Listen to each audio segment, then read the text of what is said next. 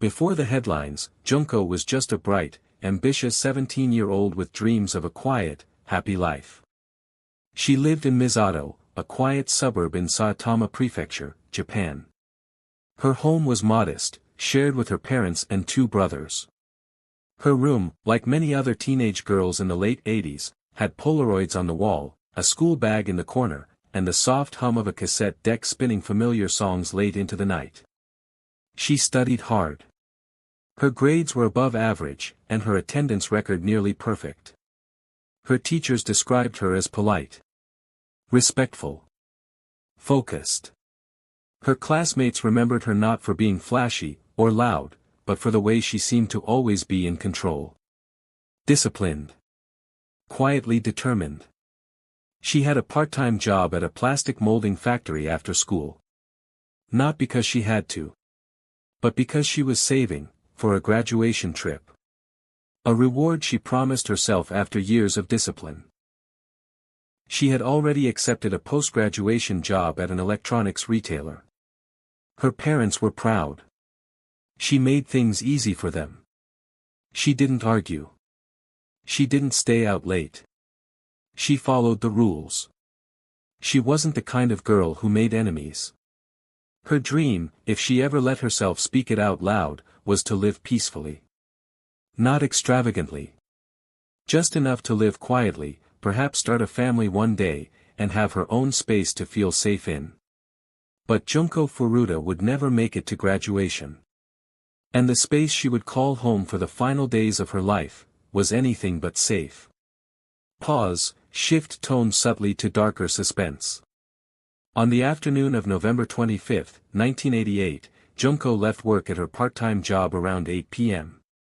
It was the beginning of a 3-day weekend. She walked alone, as she had done countless times before, toward her bike, parked neatly beside a convenience store. Just as she reached it, a teenage boy she didn't recognize approached her. He looked distressed. "Can you help me?" he asked. "I dropped something. Can you come with me for a second?" Junko was cautious. But polite. Always polite. And she didn't know that what looked like an accident, was part of a trap. Less than a block away, another boy stood waiting. Watching. The first boy was Hiroshi Miyano. 17 years old. What Junko didn't know, couldn't have known, was that Hiroshi was already part of a violent circle. He was affiliated with the Yakuza, and had been bragging to friends about how easily he could take what he wanted. And tonight, what he wanted, was her. Teaser builds, now setting up the horror. For the next 44 days, Junko Furuta would be held captive in a home barely 20 minutes away from where she lived. During that time, she would be tortured daily. Beaten. Starved. Humiliated. Assaulted, in ways so horrific, medical experts decades later would refuse to describe them publicly. But here's what makes this case unlike most others. She wasn't hidden in a basement. She wasn't tied up in some remote forest. She was inside a house. A house in a neighborhood. In a room upstairs. And her captors were teenagers. Students. They went to school. They joked with classmates. They rode the same trains as everyone else.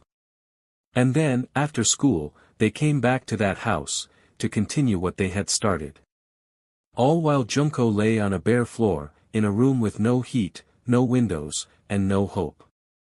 Her screams were heard. Her captors didn't bother to hide them. Neighbors later admitted they heard something. Something that didn't sound right. But no one called the police. And when they finally did, it was already too late. Pause, near whisper, heavy silence. When police found her body, it was unrecognizable. What they didn't know was that people had known. People had heard. People had seen. And still, no one had come. It started with a lie, and ended with her being dragged into a nightmare. On the evening of November 25, 1988, Junko Furuta was cycling home from her part-time job. She didn't know she was being followed. Hiroshi Miyano, just 18, and already feared for his violent reputation, had been watching her for days. His obsession had begun weeks earlier, when Junko politely turned down his advances. In his world, rejection wasn't just embarrassing, it was unforgivable. That night, he and his friend laid a trap. As Junko pedaled past a quiet corner near the convenience store, a boy suddenly rushed out and kicked her off her bike. He ran. She was left confused, shaken. That's when Hiroshi appeared, pretending to be a good Samaritan. Calm. Concerned. "Are you all right?" he asked. "Let me walk you home, it's not safe alone." She hesitated. But he seemed genuine. She had no idea she had just accepted the kindness of the very person who set her up. But instead of walking her home, he led her into a dark alley, then forced her into a nearby building. There, behind locked doors, he told her who he really was, and what he planned to do. She was no longer in control. And from this point forward, she never would be again. Later that night, Junko was moved to another location, a family home. It wasn't a shack in the woods. It was an ordinary house, in an ordinary neighborhood. She was taken upstairs. A bedroom. 4 walls. A single futon. A locked door. That's where the others joined in. They were teenagers. They lived nearby. They went to school. And yet, for the next 44 days, this would be the place where unimaginable cruelty was not only carried out, but shared. She would call home, under orders, and tell her parents not to worry. She would lie. Because the truth, that she had been kidnapped, tortured, and was now being held hostage in a room just miles from her own family, was simply too dark to believe. But it was real. And it was only the beginning. For 44 days, Junko Furuta lived through unimaginable cruelty. Here's what happened behind those closed doors. Inside a plain house in a quiet Tokyo neighborhood, a young girl disappeared from the world. Not in death, not yet, but in the silence that follows fear. Each day, she woke to pain. Each night, she endured more of it. Her captors were boys. Teenagers. The same age as her. But what they inflicted on her wasn't juvenile mischief or cruelty born of ignorance. It was deliberate. Repeated. Calculated. She was beaten with fists, with bottles, with iron bars. Her body, once bright with youth, grew disfigured. Burned. Swollen. Broken. She was denied food for days. Water came only when her throat was so raw from screaming, she could barely make a sound. In that room, 4 walls and a mattress stained with blood and ash, time slowed. The calendar froze. No sunlight. No kindness. No end in sight. She tried to escape. Once, she reached a telephone. She dialed. But before she could speak, the line went dead. The call was traced back, but the boy who answered said it was a mistake. No one came. People heard her screams. Neighbors. Adults. Even the parents who lived in the house. But no one stepped in. No one questioned why the music was turned up so loud, so often. No one asked about the girl whose voice was slowly fading behind closed doors. There were days she begged for death. And nights she prayed not to wake up. The brutality escalated. The injuries deepened. Her body began to fail. In her final hours, she couldn't even move. Her skin was infected, her bones likely broken. They still beat her. And then, on day 44, it stopped. But not out of mercy. Because she was gone. Her captors wrapped her body in cloth, stuffed her into a metal drum, and poured concrete over her remains. They left her in an abandoned lot, like she was trash. Like she hadn't been a daughter. A friend. A classmate. Like she hadn't begged them for help. For 44 days, Junko Furuta fought to survive. For 44 days, the world turned a blind eye. People knew. They heard her screams. And still, no one did anything. In the quiet neighborhood of Iase, Tokyo, life went on as usual. Behind closed doors, however, a 17-year-old girl was enduring unimaginable torment. Junko Furuta's captors didn't operate in complete secrecy. Neighbors reported hearing disturbing noises, cries, thuds, and muffled screams. Yet, no one intervened. Inside the Minato household, where Junko was held, family members were aware of her presence. She was introduced as a girlfriend, a facade that quickly unraveled. Despite clear signs of abuse, the family remained silent, later claiming fear of their own son as justification. Junko's parents, desperate for answers, reported her missing. When the police conducted a check-in, they were met with assurances that Junko was safe and staying with friends. Satisfied, they closed the case, never verifying her well-being. This inaction wasn't isolated. It reflected a broader societal issue, a reluctance to confront uncomfortable truths, especially when they involve individuals connected to organized crime. Fear of retaliation, cultural emphasis on non-interference, and a flawed juvenile justice system all contributed to the collective silence. Junko's suffering was prolonged not just by her captors, but by a community that chose to look away. On January 4, 1989, a concrete drum was found dumped near a warehouse. Inside was Junko. It was supposed to be just another cold, gray day in Tokyo's Koto ward.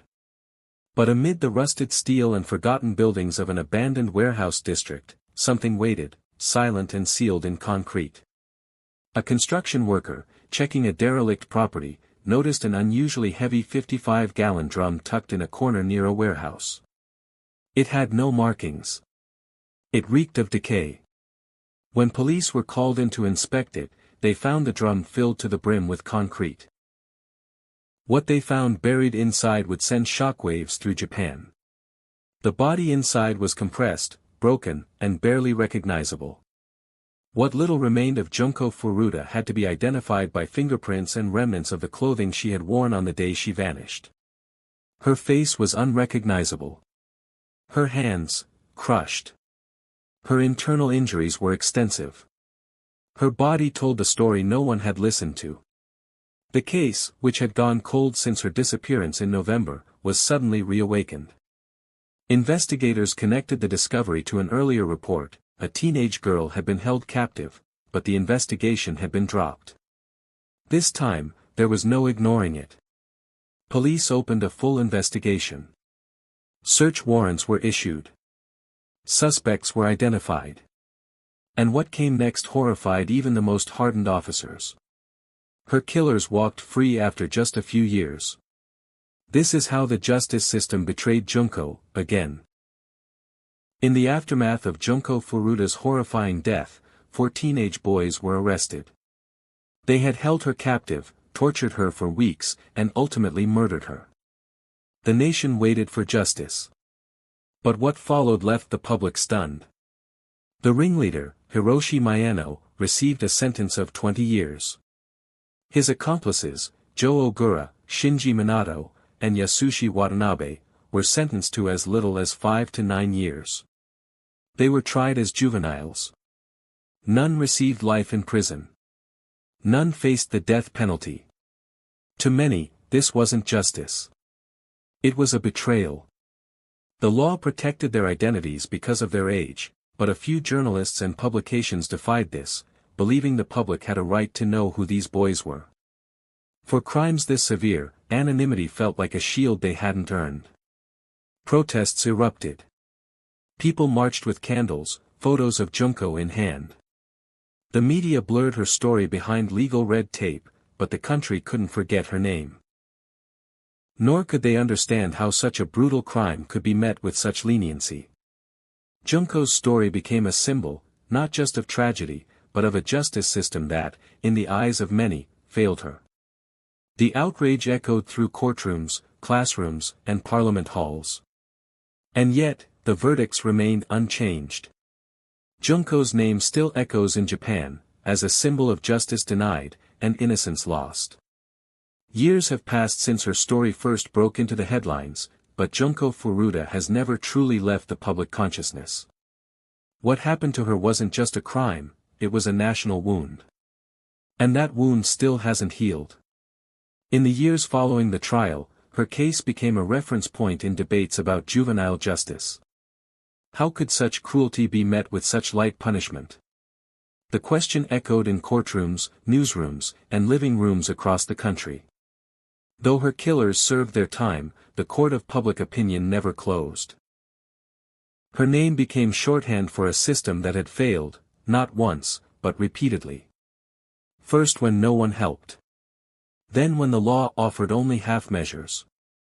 Across forums, memorials, and digital spaces, people still speak her name. Online communities share her story every year, some with tribute art, others with photos of candles lit in her memory. Many who never knew her personally feel they do now. Schools remember her. Activists cite her. Artists paint for her. And every spring, as cherry blossoms fall, some see them not just as symbols of fleeting beauty, but as reminders of a life that never had the chance to fully bloom. Junko Furuta's story remains, not because of how she died, but because of what her story awakened in others: outrage, sorrow, and a refusal to forget. She never gave up. Even in her final hours, Junko begged to live. That's what makes this story unbearable, and unforgettable. After enduring 44 days of unimaginable suffering, Junko Furuta's spirit remained unbroken. Despite the relentless torture, she clung to life, her will undiminished. In her final moments, Junko was offered a small gesture of normalcy, a serving of strawberry ice cream. This simple act, amidst the horror she faced, highlighted her enduring humanity. Her last words were a plea for life, a testament to her resilience and desire to survive. Junko's story is not just one of tragedy but of unwavering strength.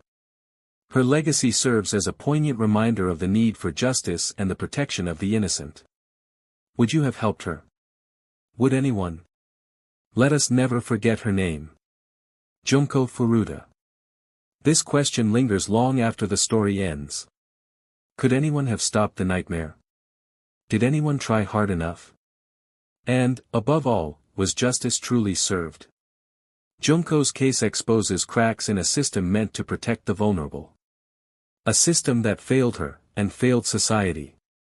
What do you think? Was justice done, or was Junko betrayed from the very beginning? We invite you to share your thoughts, respectfully, in the comments below. Your voice matters, and your awareness helps keep her story alive. If this story unsettled you, brace yourself for what's next. Our upcoming episode dives into the chilling mystery of a girl who vanished, and left behind a voicemail from beyond the grave.